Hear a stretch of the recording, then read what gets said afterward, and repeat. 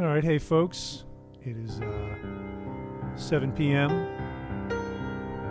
Central Standard Time here in Nashville, Tennessee. And I want to thank you for tuning in to ITA Studio Streams, special edition in the studio. We're going to get into some different stuff today.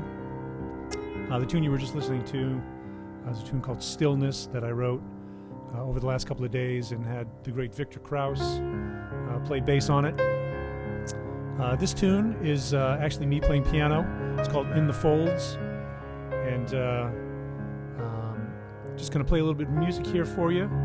We're simulcasting also with liveconcerts.stream. And we want to thank them very much for simulcasting us out there on their network as well. So we're trying to reach a lot more folks and you know, go in some different directions since we're sort of in lockdown here in Nashville. We were doing just up to groups of 3 with the ITA studio streams, and we'll get back to that, you know, after the do not travel and do not congregate is lifted. Hopefully that won't be long.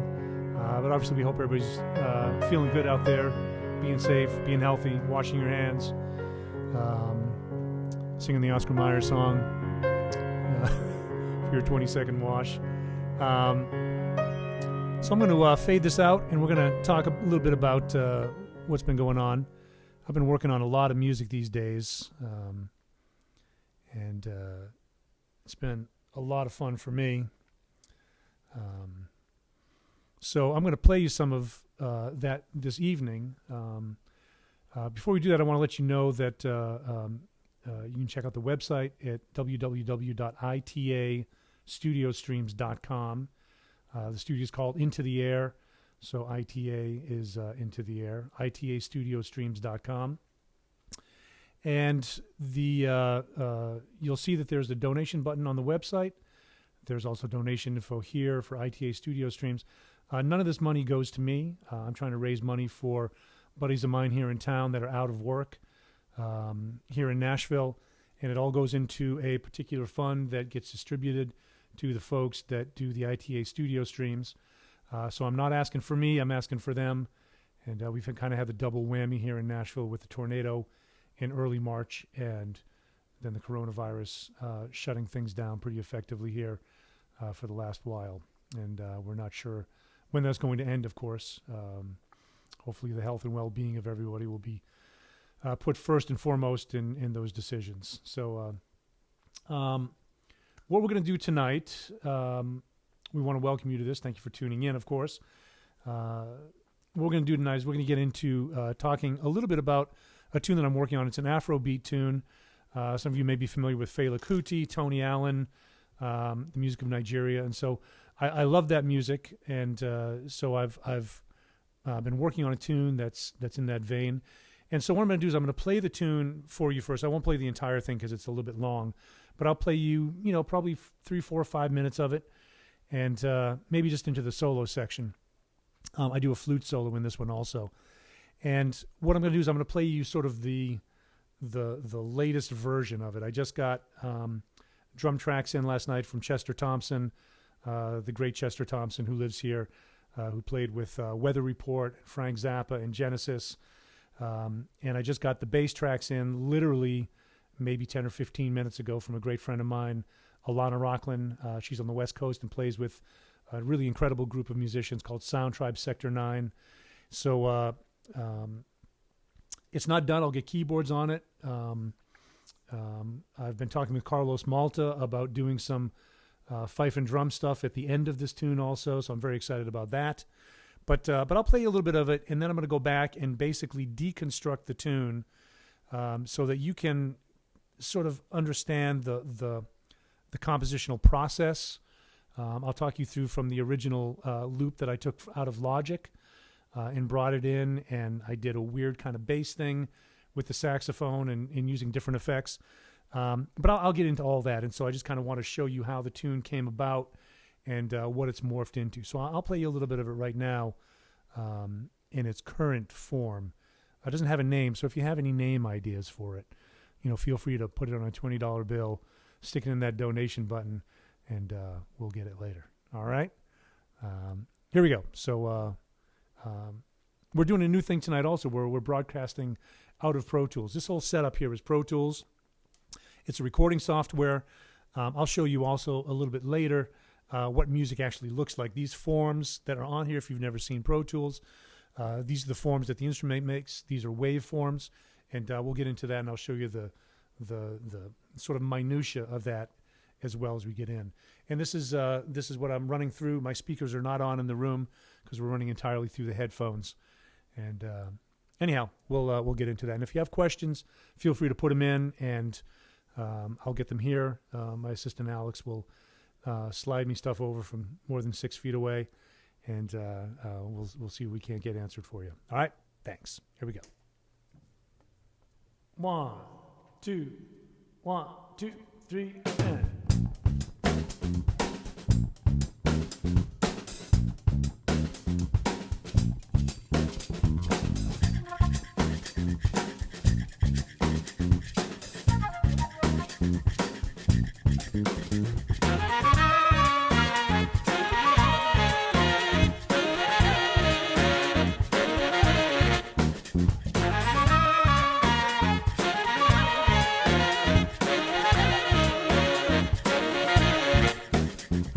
See here also, I'm going to talk a little bit in here because I have a microphone and I can do that.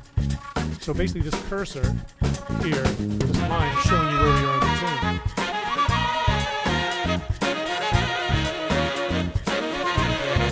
These are all the drum files here. I've got them pretty miniaturized. These other files are percussion files down here. And here in the middle, these are all, this is the voice of the angels, these are the horns.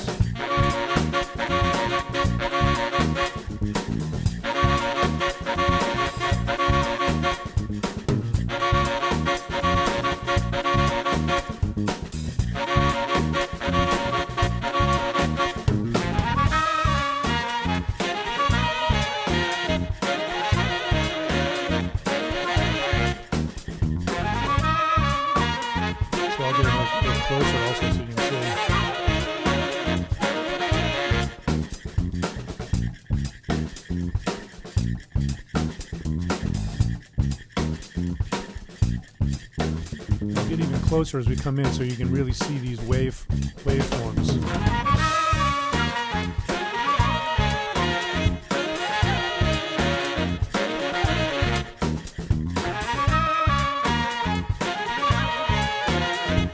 I'll show you a little bit more of that later too.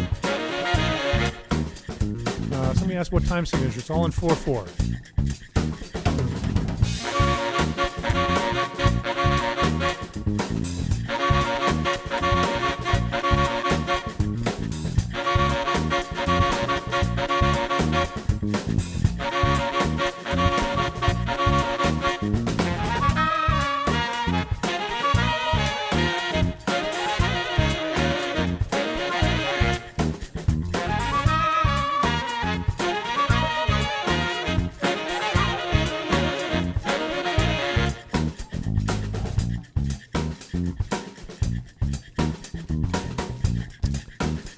Biggest source of inspiration when creating a song? We'll get into that in a minute. It's a great question. So we just modulated, and the modulation is going to go into a flute solo.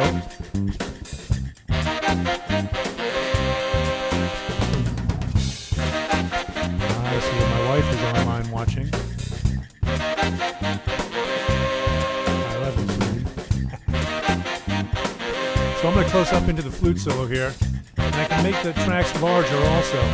I'll make it large.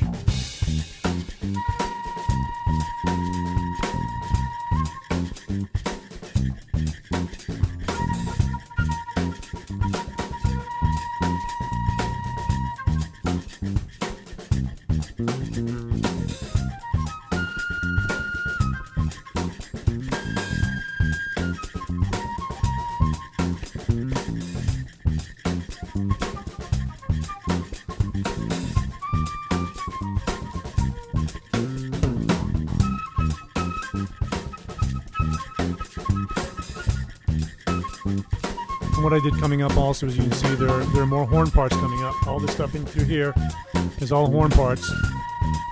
Just background figures.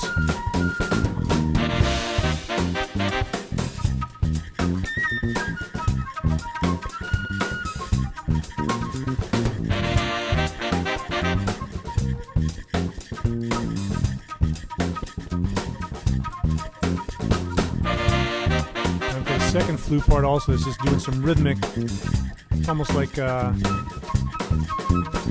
mandolin player, you know, that kind of thing. I don't want to stop listening. It sounds really good. I'll give you just another minute or so of this. So I'm going to make the flute part smaller.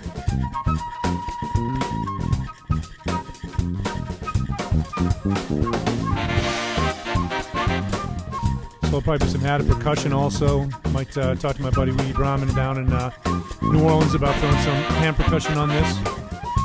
And so now this is about to change also. After this section right here, I go into a different figure in the horns.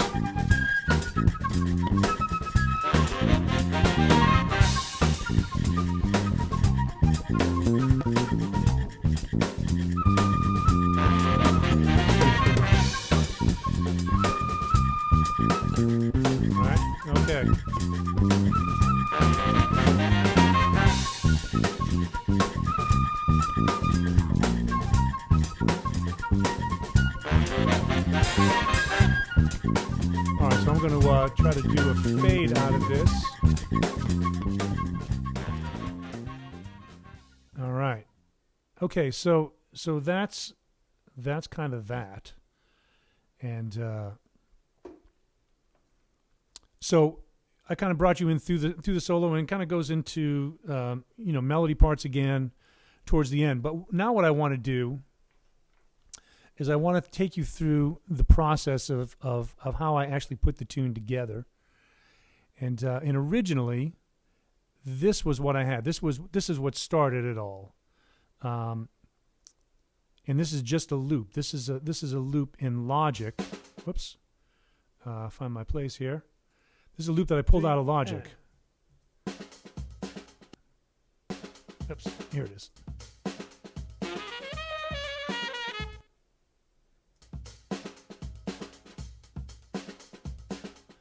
So this is a loop from a really great drummer who played with Fela Kuti, who's actually credited with starting Afrobeat. A guy named Tony Allen, who's still around, still producing records, still playing unbelievably well. I think he's maybe in his 80s at this point, but he's strong. He's an incredible player. So I heard this loop and I was like, man, I really like that. Okay, so then what I ended up doing is I just looped that and I played along with it. And what I ended up coming up with was this. 1, 2, 1, 2. Just put a little count in before it so I would know where it was starting for later on. So here's the Tony Allen loop. And then the single line that I came up with was this. 2, 1, 2, 3.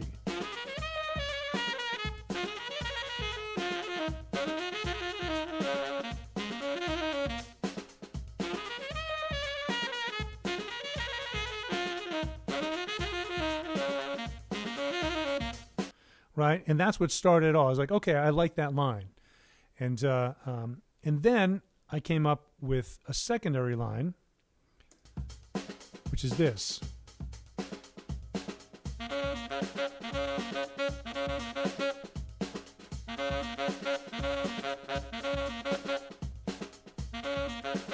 Right, just a repetitive kind of thing over and over. And so then I was like, okay, well, I like those. And then I kind of had some lines going kind of at the same time. It was getting a little muddy. So I thought, well, what if I did something where I had the parts sort of pyramiding into each other? So this is what I came up with.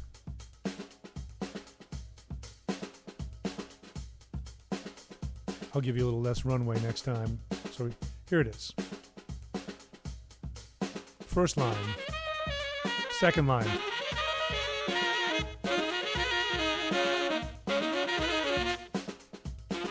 First line, second line echoes in harmony. Right? And so then what I did is I put a harmony part into the secondary part, right? So right now it's just that. And so what I did also is I came up with a bass figure over the top of that, and I basically played it on saxophone, and then I morphed it using a bunch of different effects. I've got, what have I got in here? I've got a fuzz wah. I can't see that far without my glasses. I've got some EQ on it. I've got a fuzz wah.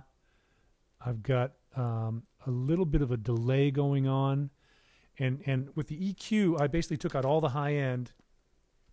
I'm going to play you just the bass figure, actually, that I originally came up with. Here you go. And I'll put in a click track also so that you can hear it with the tempo. Okay.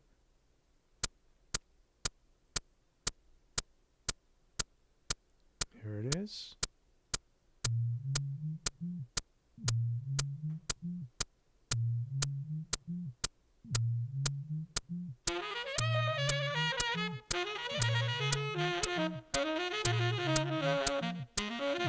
I'll turn that bass part up a little bit for you. I'll mute all that. Here's the bass part just one more time by itself.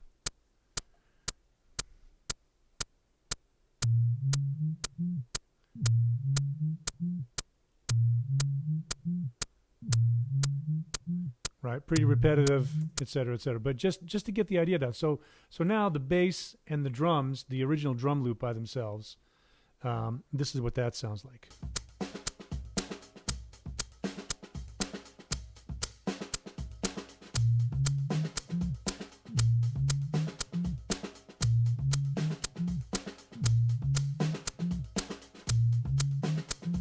I'll take the click track out.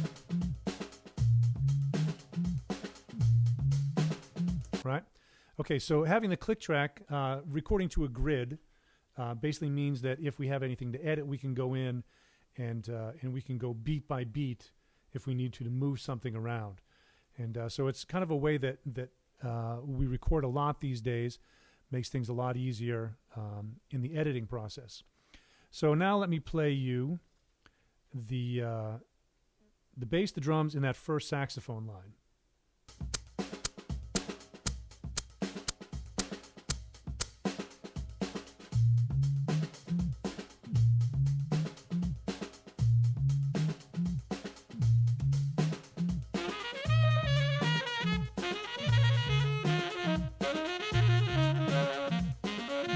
Add the second one.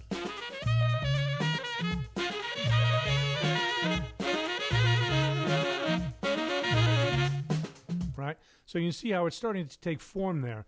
And what I wanted, though, is I wanted more lines than that. I wanted a third line to come in.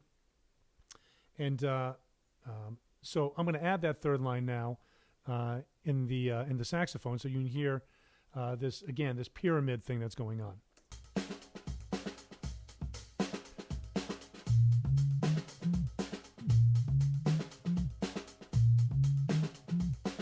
Here it is. First line, second line, third line. So suddenly it has this body of thickness. First line, second line, third line.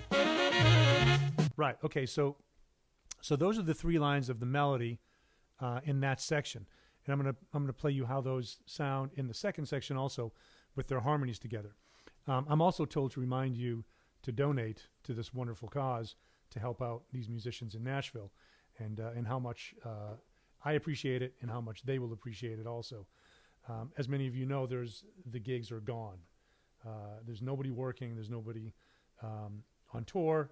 Some of us are able to teach online, but a lot of folks are hurting. So anything you give, there's no amount that's too small, no amount that's too large. So we thank you very, very much for your generosity, of course.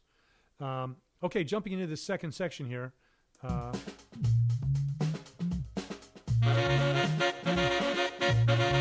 so it's got a thickness to it. I'm altering the sound a little bit of the horns also by growling a little bit, which that happens when I hum into the instrument and play at the same time. Okay? And so I'm like, okay, that sounds pretty great. And I knew that I wanted flute on this too. So I'm going to go from the beginning and show you where that flute comes in too. I'm going to go right in from where I counted off. And this is all still with the original loop, original bass part that I played, and just the horns. 1, 2, 1, 2, 3, and.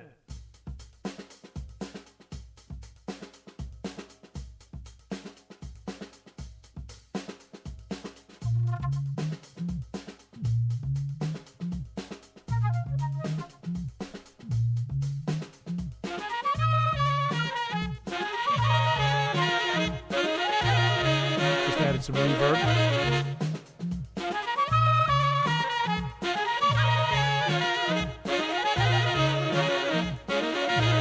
Okay, so I've basically got the flute on that melody line as well, and you'll hear here in the middle part.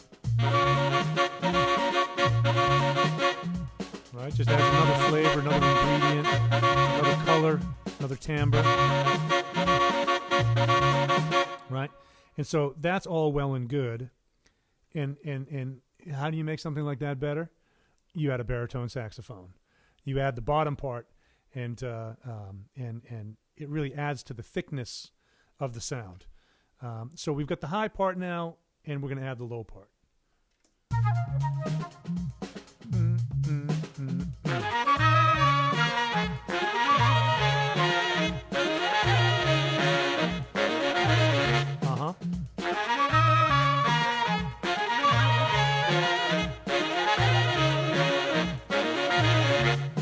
Okay, so you can really hear that. Now here's that second section.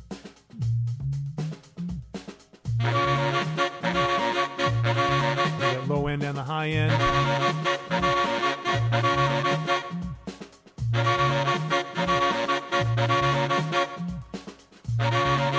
this section comes back through the melody. Right, so on and so forth. And so that's what I first came up with. And this is what I sent to not only the drummer Chester Thompson, but I also sent it to my friend Alana Rocklin. And so, again, she sent me back a bass thing, and Chester sent me some drums last night. And so what I ended up doing with the loop, I'm just keeping the smallest fragment of it. There's one little part that Tony Allen plays in that loop that I really like. And so I'm just keeping that and putting that basically behind the other drums. And here's that part. I think that I've got everything muted here, so I'll even have myself muted. Here you go. 1, 2, 1, 2, 3, and.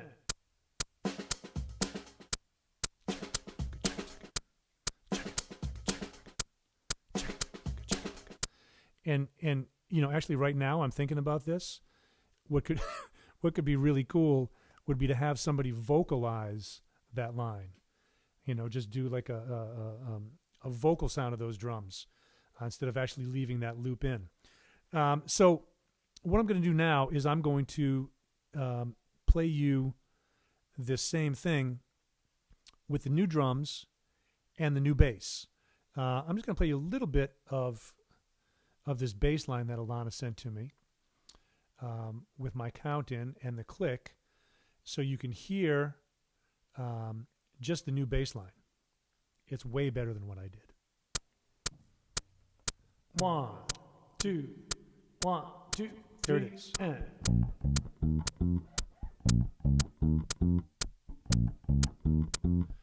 Right? So there's the percussion. Now if I just add the Tony Allen loop in,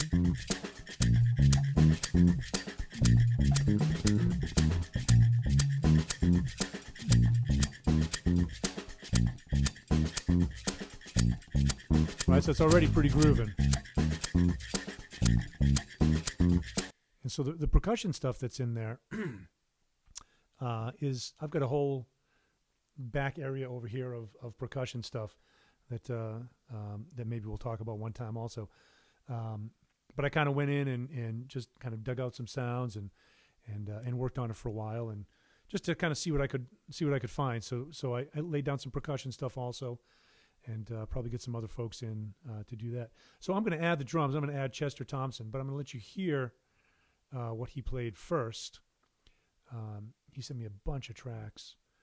And as I said, Chester Thompson has played with everybody from Frank Zappa to Weather Report to Genesis to George Duke and everybody in between. He's a brilliant, brilliant musician, a great friend, lives here in Nashville. And so I'm very happy to have him on this. We've done many, many gigs together. Okay. Whoops, I'll leave the count in. 1, 2. Hear the click. 1, just 2, the drums. 3, and.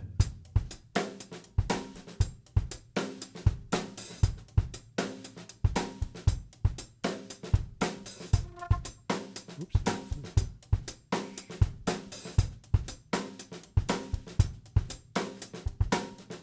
Okay, so now I'm going to let you hear the drums and what Alana played on bass. 2, 1, 2, 3, and. Right now it's really starting to come together. Real instruments. We'll bring in the percussion.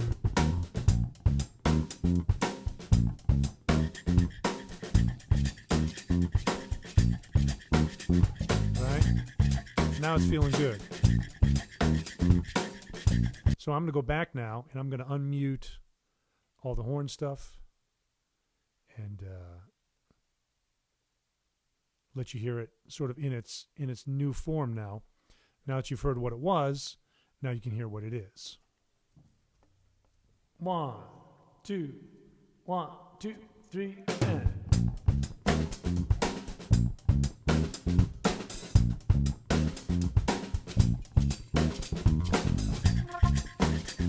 Allen part, bass part,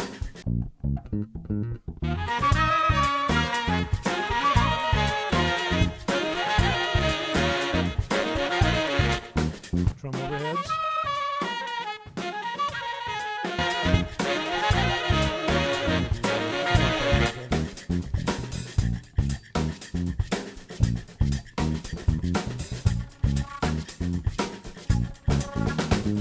sound on flute is called a flutter tongue.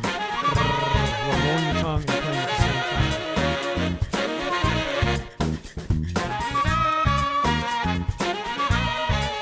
time. Second A section here.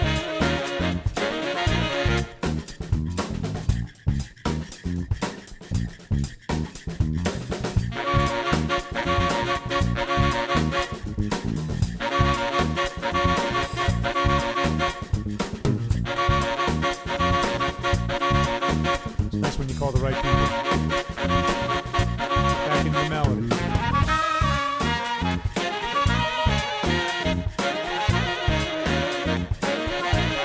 Right, so on and so forth. So you can see how the tune is kind of built up from that very beginning of the loop all the way into doing really a pretty lousy bass line, quite honestly, to how it eventually morphs and becomes into something else. One of the things that I do at Pro Tools is I write a lot in Pro Tools, and it's sort of become a thing for me. Obviously, I use it to record as well, but I use it as a tool to figure out ideas, to sort of birth ideas out and try some different things. One of the other things that I want to do for you is I'm going to go into the solo section, the first solo section, which is on flute, and I'm going to play it for you so you can check it out.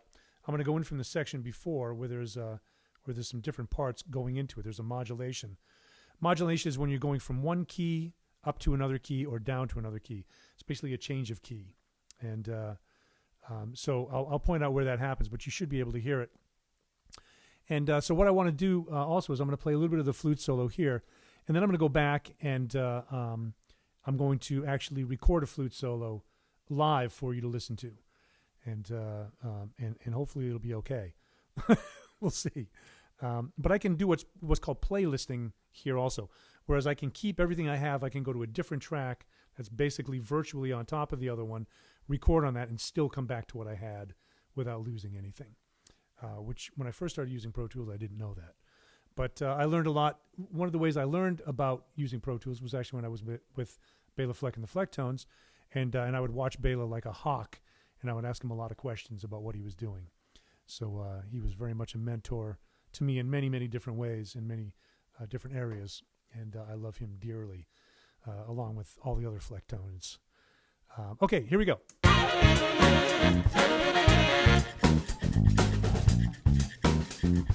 You ready for the modulation, the change of key? Here it comes. Right here, one up step.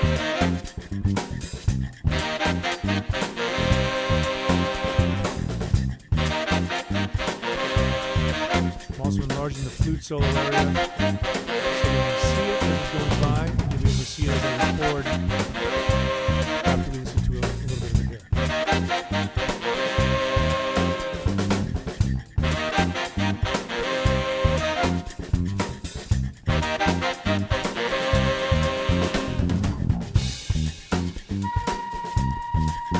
And the flutter tongue.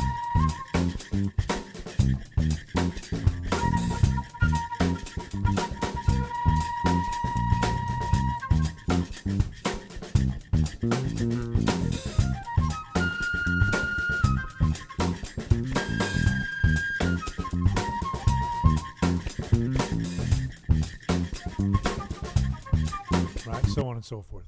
So what I'm going to do, I'm going to take the camera, and I'm going to come over here and I'm going to set it up so that you can actually see precisely as I'm playing it what it will look like and what it will sound like. And so, as I was saying, I can go over here where the cursor is, and I can do a new track. I'll show you. Okay, I can go into new, make a new track. Everything disappears, but it's still there on its own playlist. So what I'm going to do is I'm going to play into the microphone that I'm talking into, and I'm going to go from this section here, and I'm just going to play a solo and see what happens. I can also do, so this, where the cursor is where it will start to record. I can do a thing called pre-roll up here, which gives me a few seconds before the recording starts to sort of prepare myself. I'm also going to go in, this is what's called console. This is where I'm monitoring everything from. You can see my voice over here. You've probably seen that like in radio stations or whatnot. And there's a recording level here that I can change. If I turn it up, my voice gets louder. If I turn it down, my voice gets softer. Amazing. And so what I'm going to do as I record is I'm going to move some reverb over. So suddenly now my voice has reverb on it. And that's, if I click this, you can see it over here. I can change the level of it if I want to here. And which I don't want to because I like what it sounds like. And so when I record, I like to record with reverb just to have a little more warmth and that kind of thing. So we will hide that. And again, so you want to watch here as it's going on. And I'm going to do a flute solo. And Alex, I wonder if you can kind of hold this and kind of go back and forth between me playing and all of this. Okay, I think I'm in the right place. All right.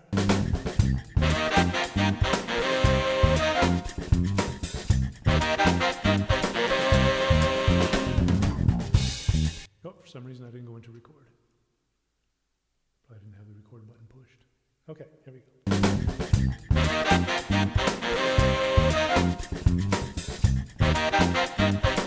So it's recording now.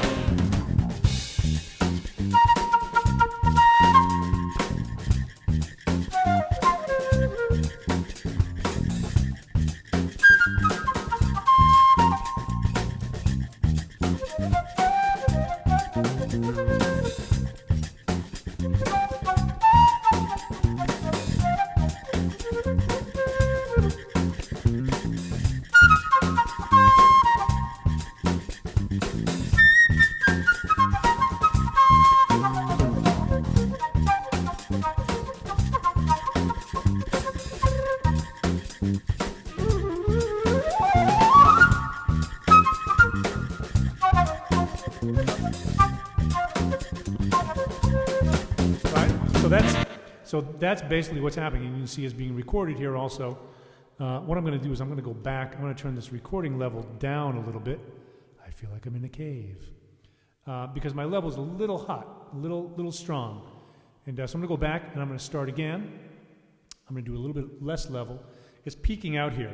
And so that'll give me distortion if I record that way. So I'm going to go back and do it again.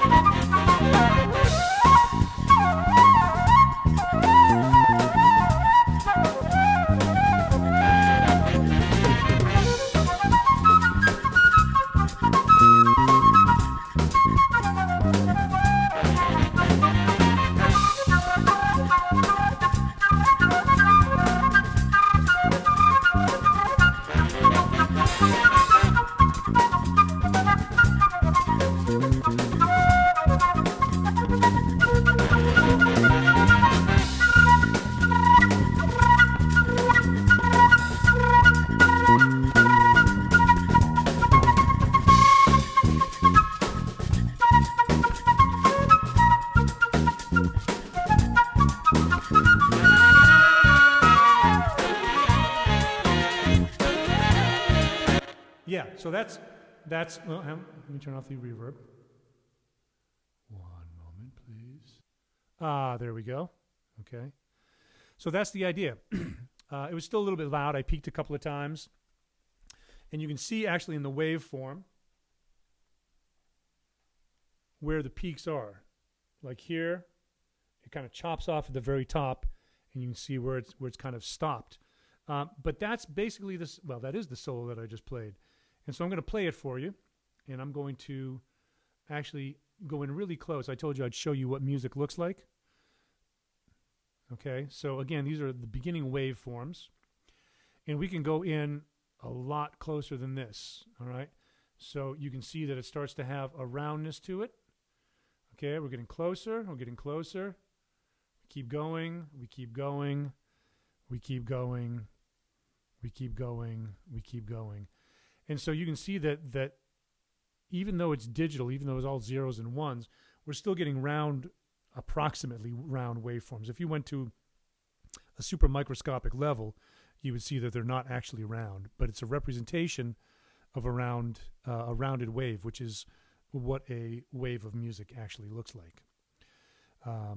So they've been able to come pretty close representational-wise to that. And I've got some good mics.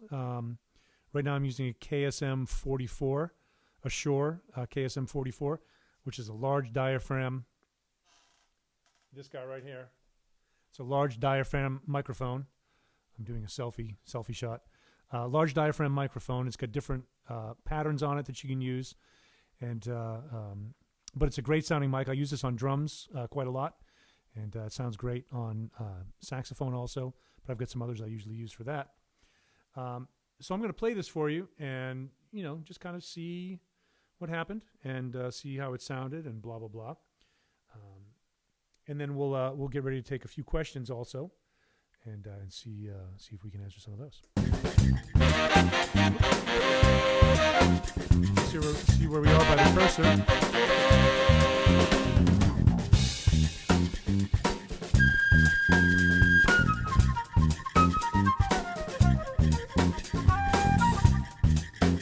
Let me get in close here so you can see it.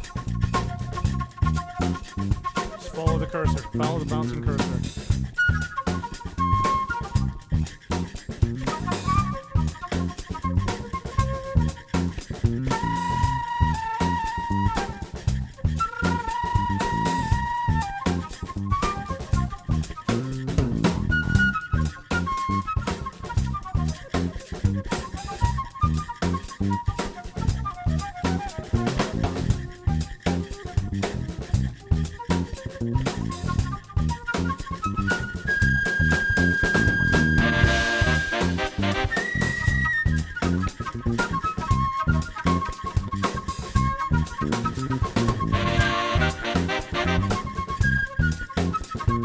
Yeah, keep those donations rolling in, y'all.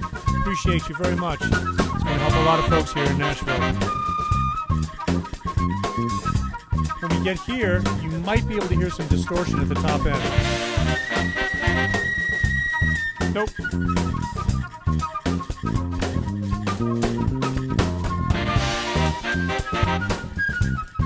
There, I just heard maybe a little distortion on that note.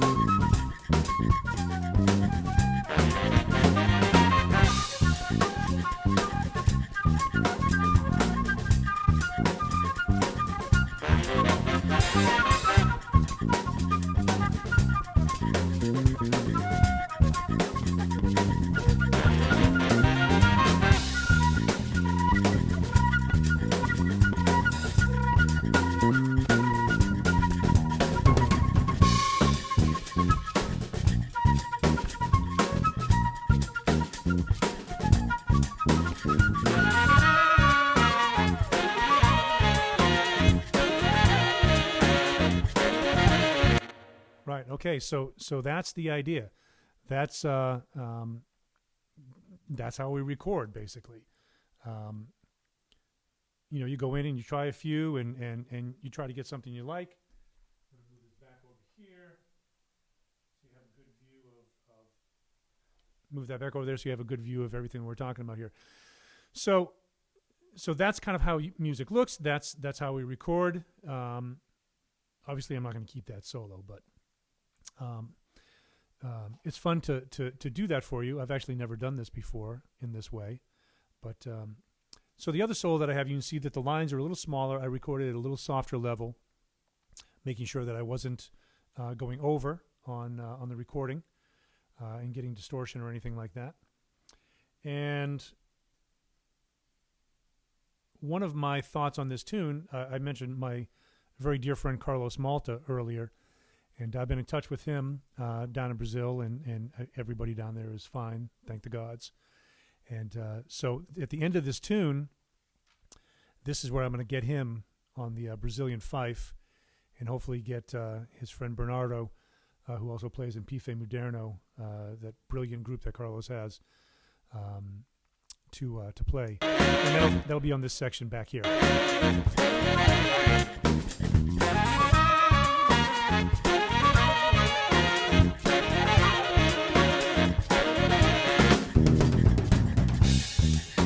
So again, the other modulation, bringing up to another key. And this is what they'll play over here eventually. The Pandero, Pife. Woo! That's gonna be bad.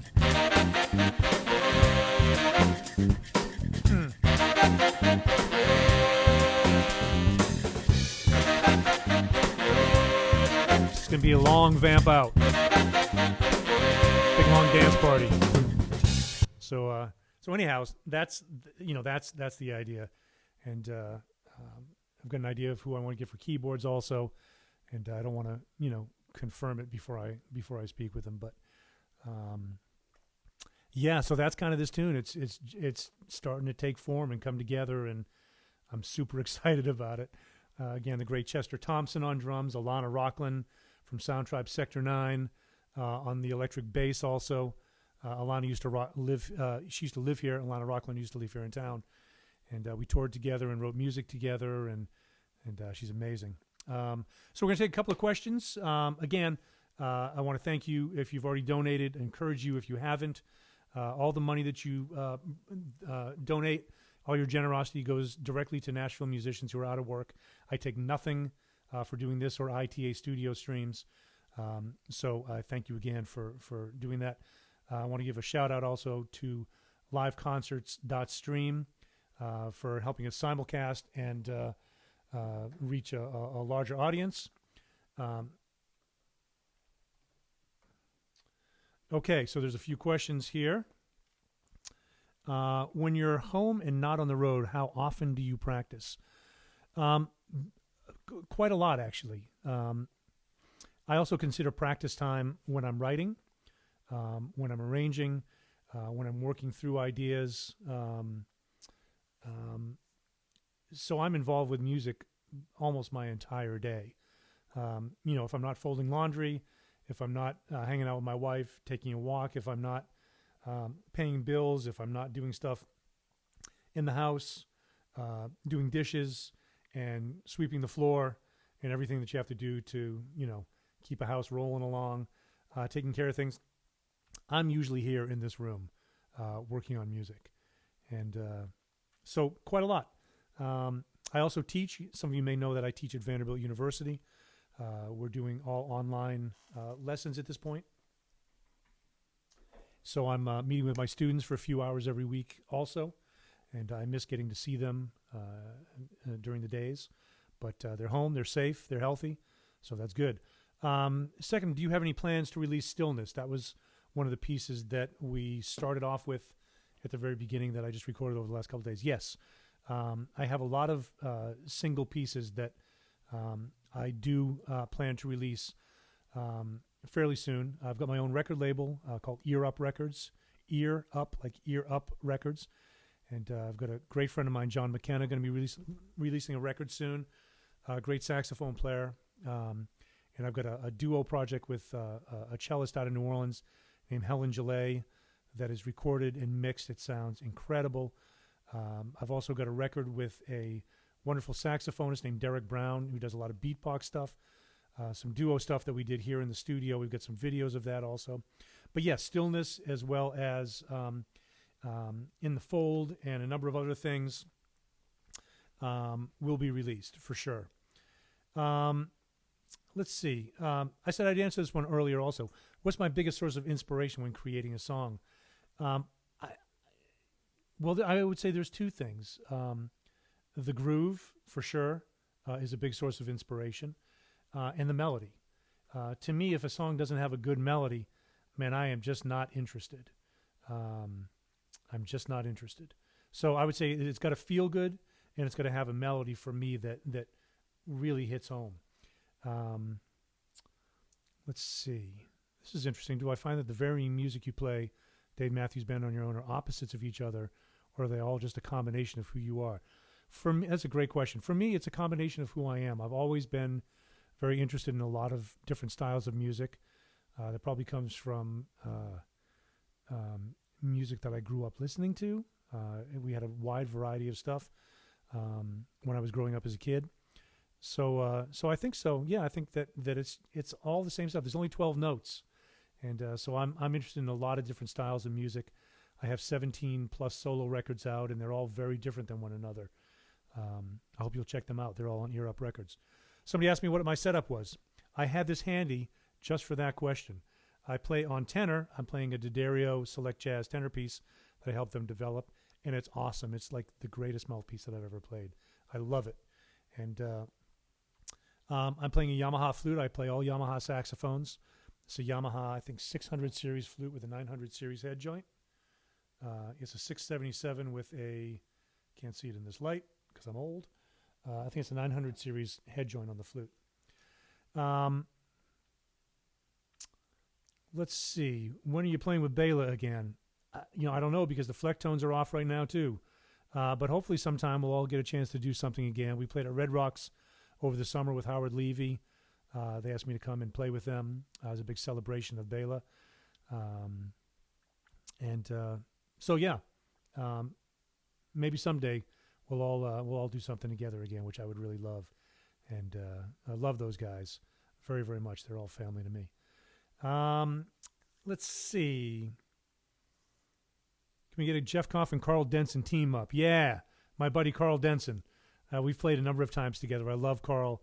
I've actually got a picture of him that on my desktop I have different photos that come through every couple of minutes. So I get to see Carl every day on my computer, which is awesome. This is a good question also. How do you decide when you've, quote, nailed it when doing a take in the studio? I don't think any of us are really ever satisfied completely. You come as close as you can get, and at a certain point you have to let it go and move on. I'm actually recording and helping produce a record on a wonderful saxophonist here in town named Jovan Coelho, and it's his first record. And so we've been going through and working on solos. We tracked everything, and it's going to be a beautiful record. But yeah, you have to kind of work at it. Sometimes you take a little piece from one, a little piece from another, kind of like they do in the movies. And but overdubbing and doing that splicing kind of thing has been going on for years. John Coltrane overdubbed on the Johnny Hartman record. Miles Davis on Bitches Brew and In a Silent Way. There was all that stuff was being cut up and put together. At one point in my life that I had the aha moment and knew this was what I wanted to do. I knew pretty early on, actually, probably 7th or 8th grade. I got bit by the bug and had a really great director up in a little town in Maine called Dexter, Maine, named Art Lagasse. And he had a trio that I started playing with after the summer of my 7th grade year, going into 8th grade, and until we moved right before my freshman year. So I always credit him for fanning that flame. Let's see, do you play the same type as Leroy did, and what did you learn off each other when you played together for the first time? I think you mean the same type of saxophone, maybe. We all play, Leroy and I both played all the saxophones from baritone all the way up to soprano, flute, clarinet. What do we learn off of each other? Well, we used to talk shop a lot. We used to laugh a lot and hang out, try mouthpieces, try horns. And I love Roy's playing. We all miss him, obviously, dearly. And he had such a lyrical quality that he was getting to the music through the saxophone in a really profound and beautiful way. That's probably him hitting me on the head right there. Economy is one of the things that I think about when I listen to his music. Picking like the right notes to play through that music. I mean, his sound was such a big part of the development of Dave Matthews Band, and I'm forever indebted to his musicality in that group. The parts that he came up with that Rashawn and I play now, and he was very influenced by Wayne Shorter also. Wayne was his guy, and he really loved it. What's the plunger for? People keep asking me about a plunger. Oh, the plunger. Oh, that. Okay. So this is a friend of mine. This is a trumpet player named George Tidwell, who's here in town, and a friend of ours named Jim Williamson recently passed, and so we all were at the memorial, and we played. I wrote a tune for Jim before he passed, hoping that he would be able to record it with us, which he was not able to do, of course. So we played this tune at the memorial, and we did some second line stuff also, kind of, that New Orleans thing, sending him out with love and music. And George ended up forgetting his plunger at the memorial, so I took it. There's some valve oil there also. So I don't use this for anything. I might try to use it for something on the saxophone, but it's a very different way that the sound comes out of a trumpet than it does on the saxophone. But yeah, I forgot that was over there. But that's George Tidwell's trumpet plunger. He's one of the most brilliant musicians I've ever played with, and he's been in Nashville for many, many, many years. Yeah, that's George's plunger. Tell us about your teaching in Vanderbilt. I've been there for 5 years. I love teaching. I love education. My undergraduate from the University of North Texas is in music education, and I continue to explore that. And it's fantastic. I love teaching. I miss my students.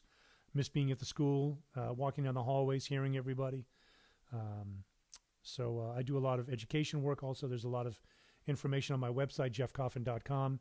There's a whole education page of what I do, the clinics that I offer, the places I've been, etc.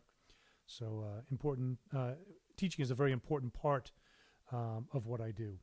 And let's see, the last question, do I ever play the penny whistle?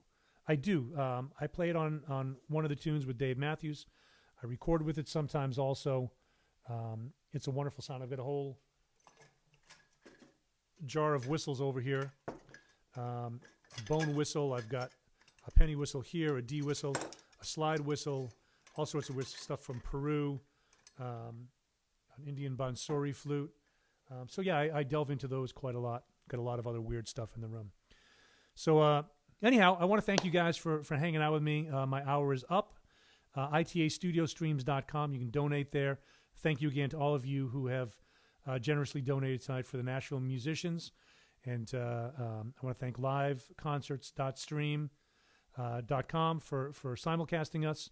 And a big shout out to Gordon and Tariq out there. Thank you guys so much. And my assistant Alex and my other assistant Julia and Brian Horner. And all the fans out there, thank you so much for listening. There's a lot of this stuff going on. So please tune in. Help your fellow musicians. Please take care of yourselves. Take care of each other. And we're going to go out with, for those of you that didn't hear it earlier, we're going to go out with the tune Stillness once again with the great Victor Krauss on the bass. It was recorded a couple of days ago, and I'll be releasing this soon as well. Thank you again, and have a great night. Again, please stay healthy, and we'll talk to you real soon. Keep your eyes open for more of these. Peace.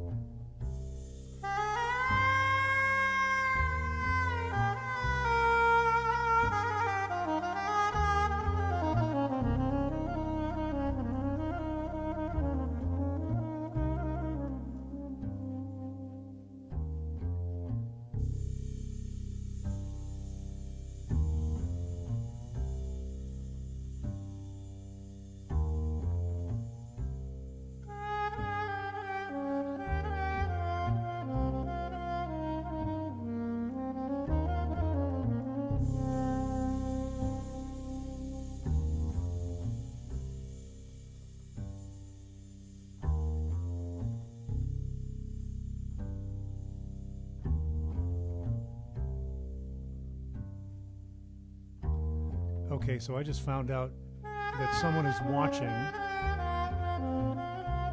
from Tuva. And I want to say hi to my friends over there. And that's where they're singing multiple notes at a time. Some people call it throat singing. They call it something different. But wow, from Tuva. Love you guys. Hope everybody's doing well. Thanks for tuning in. And once again, this is Stillness with myself and Victor Krause. He's on bass, I'm on saxophone. And, thank you once again for tuning in. ITAstudiostreams.com. This is called In the Studio, and we'll be doing some more of these moving forward also. And thanks for your generosity and for supporting local Nashville musicians. It means a lot to us. Take care, everybody.